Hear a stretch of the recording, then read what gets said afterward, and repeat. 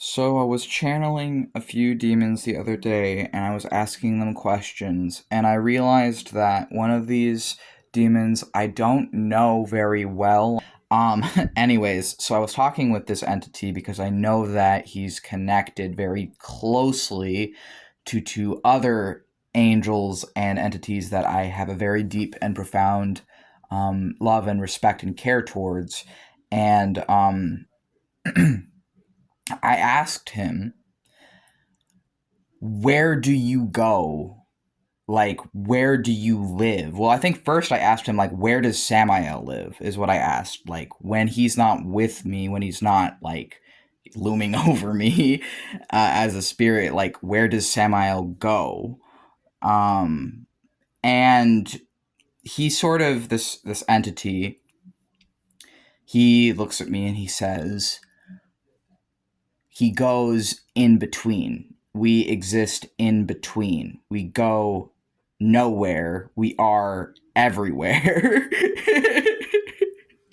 And I was trying to like wrap my head around it because I've noticed like spirits they give you different answers and things and you can never really know like how much is I guess what like it's kind of like riddles. It's sort of like unpacking riddles, I guess. And um so I'm asking him, well, where, like, I went to a party, like, the other day where I, like, projected myself to a place that was, like, a party of one of the demon kings. Like, where is that? Like, like, is that on the earth or somewhere else? And that I went to? And he just says that it's in between, like it's in between, he says, like how you exist in between as well. And he says because we're a DID system, meaning we have multiple personalities, we live as multiple people in one body. um and he explains that it's sort of like, well, when your headmates are not here, they're still like a part of you and they still exist, they just aren't here, but they're still a part of you. And it's sort of like when this demon isn't here, he's still is. He's just not here. I'm like, okay, but like, where do you guys like live though? Like, where do you live though? And he's like, well, we live in between, essentially, is what he said to me. And I'm like, okay. That's interesting. And so I was talking to Samael then, and because I talked to this guy after I talked to Samael, and I'm like, Samael, where were you before you were here talking with me? Like, where did you go? Like, where did you come from? Essentially. And Samael says, I was in a desert, and sometimes I'd go to a desert and think. And I'm like, is it a desert on Earth or somewhere else? And he said, I believe he said that it's like both. But he's like, well, I was in a desert and I was just sort of wandering. But I had asked like, are you guys trapped on the earth? Because the story that they come from, these two entities, the like mythology says that they're like trapped and bound and under the earth or some crap. And so I'm constantly a little bit afraid that like maybe these demons or these angels that I talk to are somehow trapped and I should try and help them. And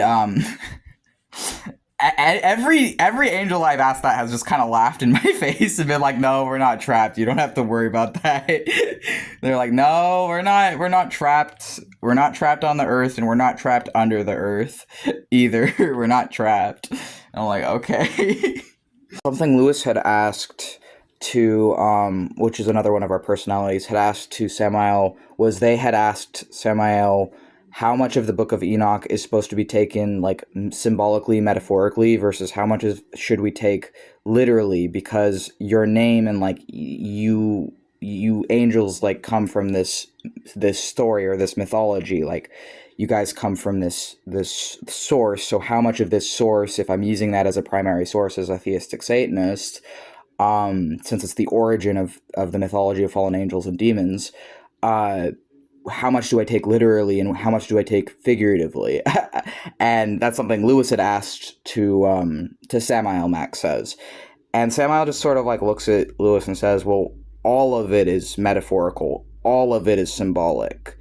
Don't take any of it literally, or take all of it symbolically, because we are symbolic and we do exist symbolically and metaphorically. But then Lewis is confused because Lewis was like, okay, but like I can talk to you as a real person, like a real entity right now. And if you come from this story, this mythology, but you're like real, then like how does that work? And I think Samael had said something to Lewis like, crap, I'm switching. Okay, Lewis is speaking now. Yeah, so I was talking with Samael. I had asked, how much am I supposed to take literally versus how much should I take metaphorically and symbolically? Samael said, take all of it symbolically, take all of it metaphorically, and not just with the Book of Enoch either. He said, take all similar texts, all spiritual religious texts, take them symbolically and metaphorically. Do not take them literally, he told me. And so I was confused because I'm like, okay, so take all spiritual and religious texts symbolically, but then how do I do that if I also acknowledge that you are real and I'm talking to you right now? At the time, I'm trying to like process that. And he says, well, I think he had kind of conveyed that, like, I'm trying to remember now. He's like, well, I am symbolic and metaphorical. Like that is, we are all symbolic and metaphorical. Like, these stories are not literal. They are symbolic and metaphorical. All of them. And so I'm like struggling to understand that, because it's like, yes, they are symbolic and metaphorical. All mythology is, but also like these entities from this mythology people have experiences with, and I have experiences with them like all the fucking time as a wizard. And I'm like trying to wrap my head like, okay, so Samael then, as an entity in this mythology that Samael is telling me to take fully symbolically and metaphorically, is then himself symbolic and metaphoric. But also I have very real experiences talking to him and like being spiritually married to him as a DID system. And it's like my brain is like breaking trying to comprehend this stuff. And I don't remember exactly if he said anything more than that, but I do remember just that he had said that, like, take all of it symbolically. Like, not even just with the Book of Enoch, like any similar text, take all of it symbolically. But it's confusing for me because, like, yes, all of it is symbolic, but my gods have a real impact in my life. And Samael, as one of my gods, is real to me. But maybe he is the symbolism, is how he's real. But yeah, so essentially, I'm wrapping my head around this stuff. I'm talking to these angels. And then after I finished talking to both Samael and Azazel, and I was also speaking with Azrael, and I'm thinking about the symbolism of Samael being an angel embodiment of the planet Mars. So, and symbolically would be all the energy of Mars in a face that I know that face is Samael. Azazel would be symbolically the energy of Saturn and would be very closely connected to Samael, but in Saturn energy symbolically is like a face of Saturn, the planetary energy. And then Azrael is also a angel embodiment or face of the planetary energy of Saturn as well. And then after I had these conversations with them, Lewis says I slept with um, Azazel, Azrael, and Samael. I had sex with them, and then which I don't want to explain how that works, but essentially these invisible entities who are angels uh, slept with me.